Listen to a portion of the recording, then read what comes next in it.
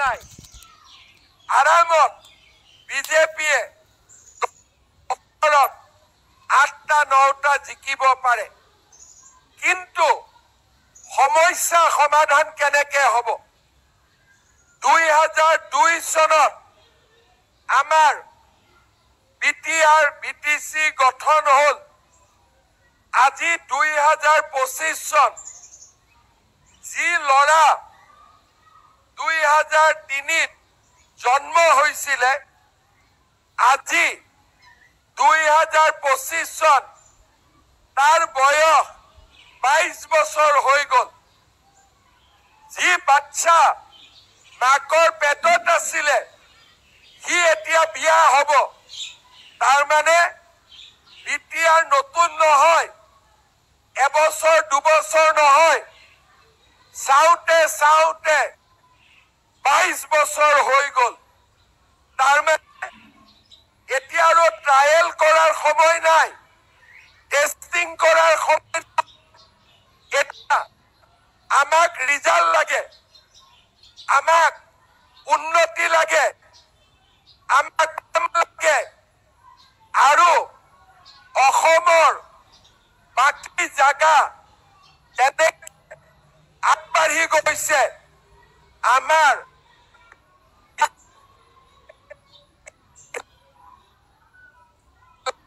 চৰকাৰ কাৰ্বি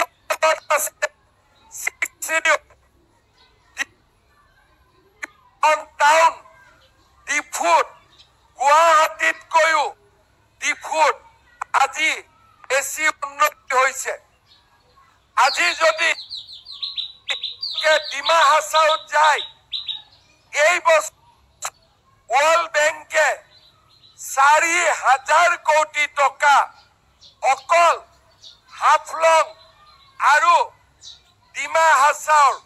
ৰাস্তা বনাবৰ কাৰণে মঞ্জুৰি কৰিছে ডিমা হাছাও জিলাত পাৱাৰ প্ৰজেক্ট হৈছে কাৰ্বি আলং জিলাত আজি অসম মালাৰ ৰাস্তা দলং medical college cancer hospital engineering college agriculture college veterinary সকলো ফালে কাৰ্বি আলং জিলা আগবাঢ়ি গৈছে বিটিআৰ 6 শিডিউল কিন্তু বিটিআৰত বহুত সমস্যা এতিয়াও সমাধান হোৱা নাই যদি আজি আমি যাও সকলো মানুহে প্ৰধানমন্ত্ৰী আবাস যোজনাত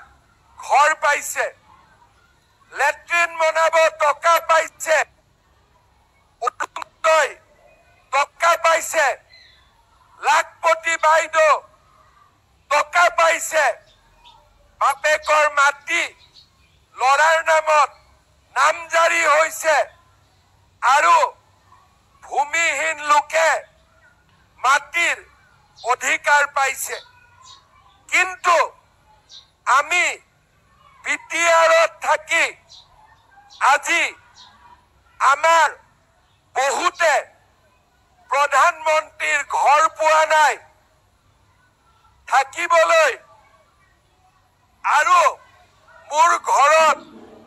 লেট্ৰিনৰ পইচা অৰুণোদয় টকা পোৱা নাই মাটি মোৰ নামত ৰেজিষ্ট্ৰেচন হোৱা নাই মাটিৰ অধিকাৰ পোৱা নাই আজি আমি বিটিআৰত সমস্যা লৈ জীয়াই আছো ৰাইজৰ মনত কষ্ট আছে মোক লগ পালে ৰাইজে দুখ কৰে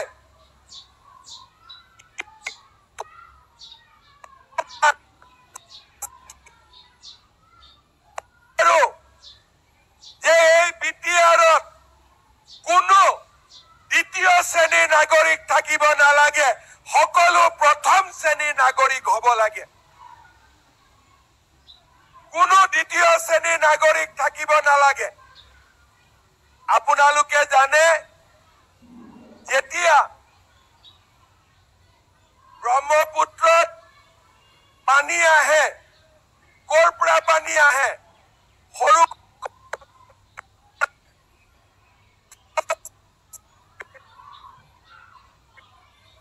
পাগলাদিয়া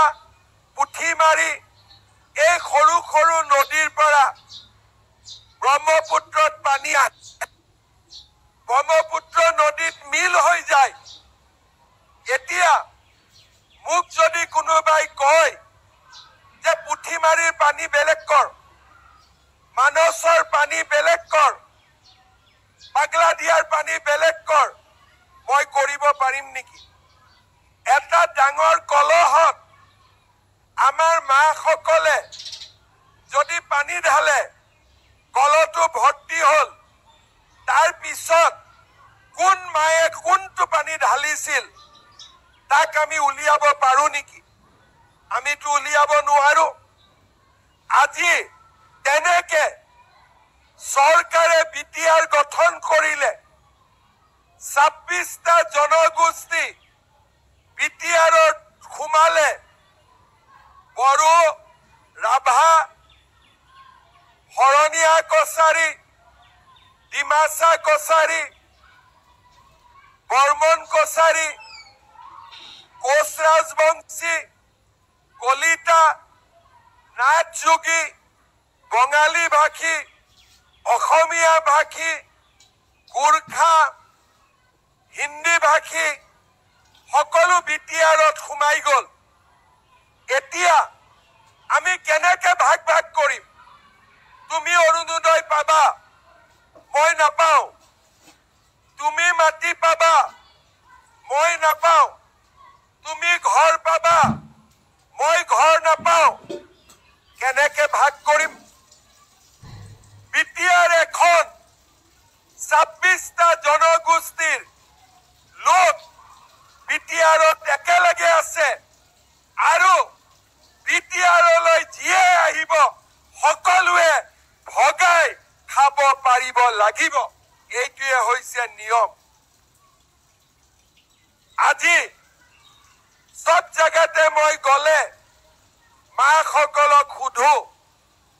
মা অৰুণোদয় পাইছে নে নাই বোলে পাইছো ঘৰ পাইছো নে নাই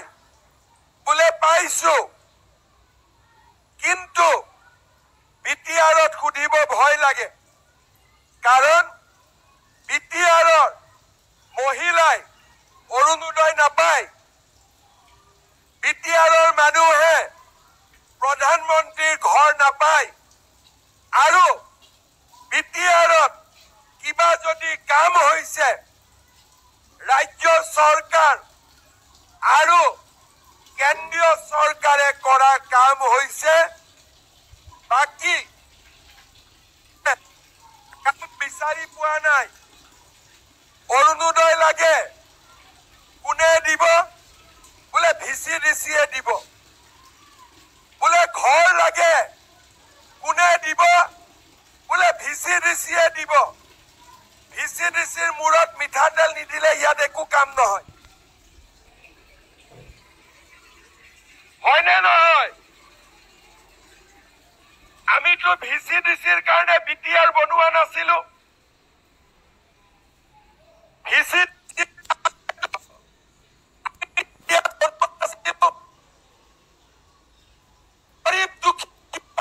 ভিচিডিচি বনাবৰ কাৰণে আমি যোৱা নাছিলো আমি ভাবিছিলো যে আমি কোকৰাঝাৰত টকা দিম আৰু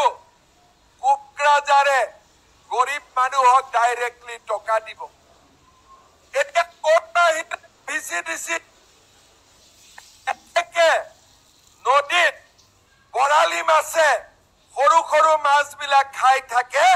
ভিচিডিচি বিলাকেও গৰীবৰ তেজ খাই আছে বিটিআৰ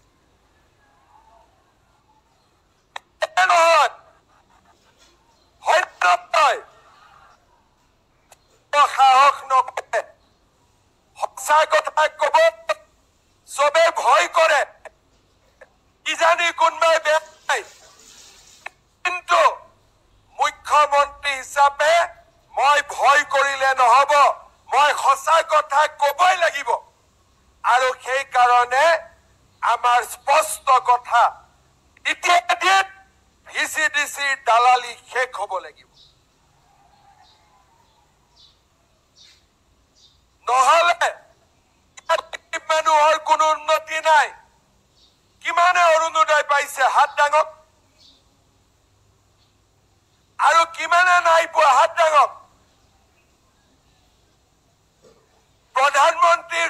কিমানে পোৱা নাই হাত ডাঙক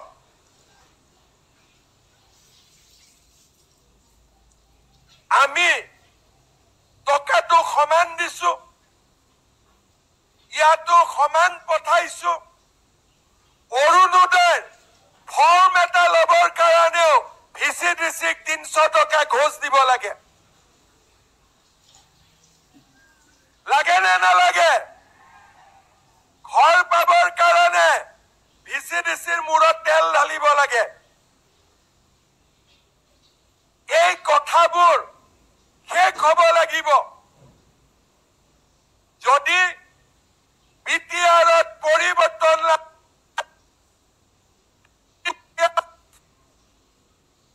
অধিকাৰ লাগে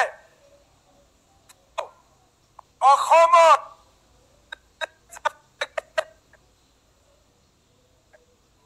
ৰাইজে যদি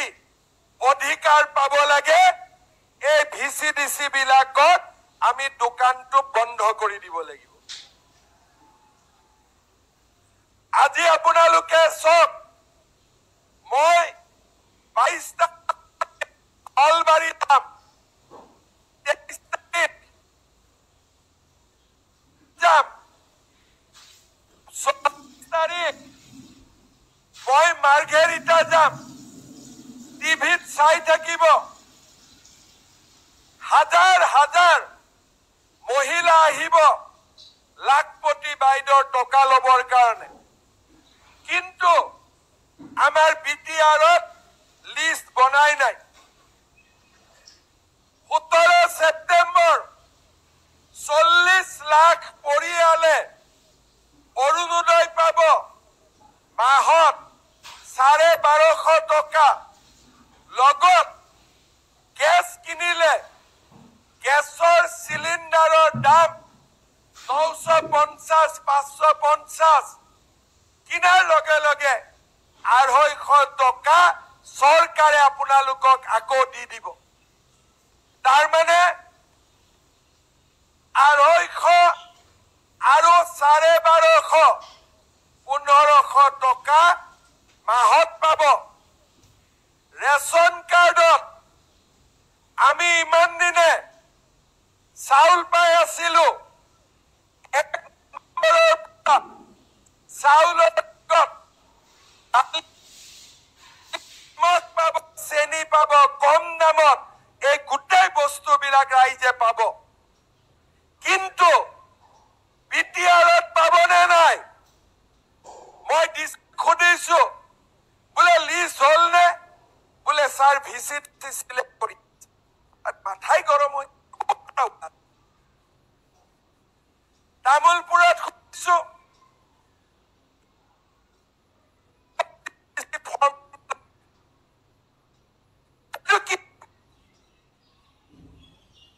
এনেকে হলেতো মানুহ দুখত থাকিব মানুহ কষ্ট পাব মানুহে ভাবিব যে আমি বিটিআৰত থাকি নেগলেক্টেড হৈছো কিন্তু যদি কাম কৰে ভিচিডিচি নাথাকে সকলো গৰীব দুখীয়া মানুহে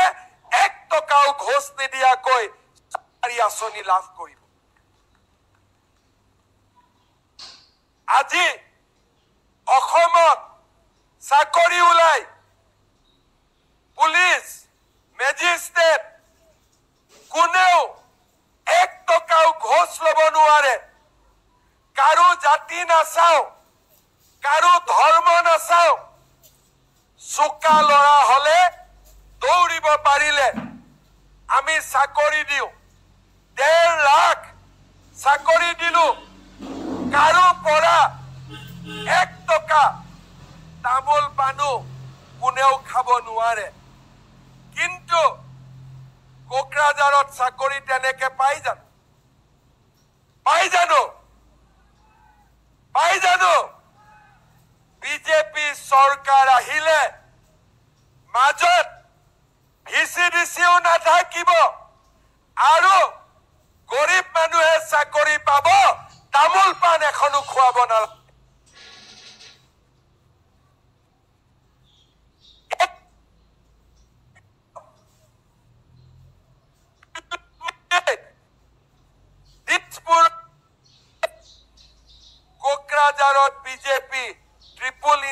চৰকাৰ গাড়ী ধাৰা ধাম স্পীডত চলিব হয় নে নহয়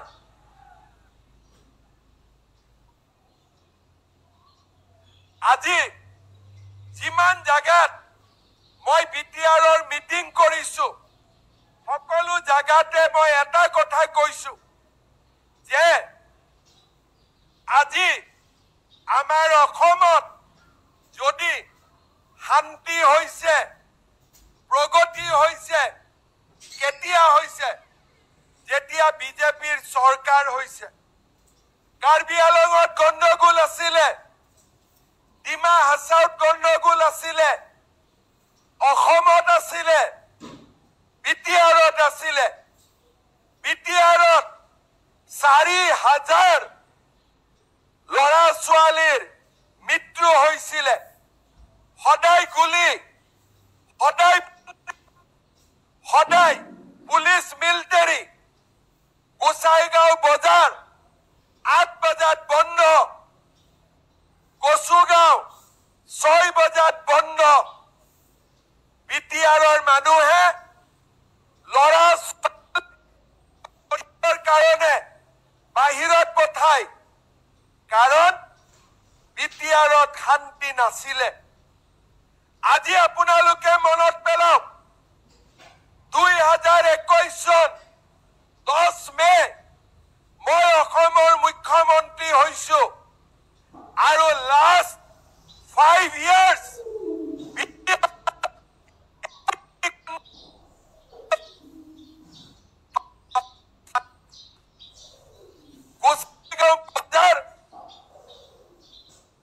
চলিলেও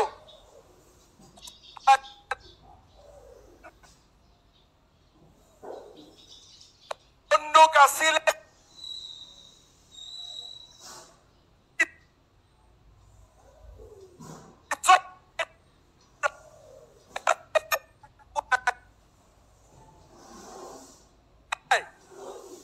গাঁতত থকা বন্দুকো আমি উঠাই লৈ গলো মামৰ ধৰা বন্দুকো উঠাই লৈ গলো যাতে মানুহে শান্তিত থাকিব পাৰে মই একেদিন টিভিত চাই আছো বিপিএফ আশীৰ্বাদ যাত্ৰা আশীৰ্বাদ মানে কি নমস্কাৰ কৰিম আপোনালোকে আশীৰ্বাদ প্ৰমোদ বড়ো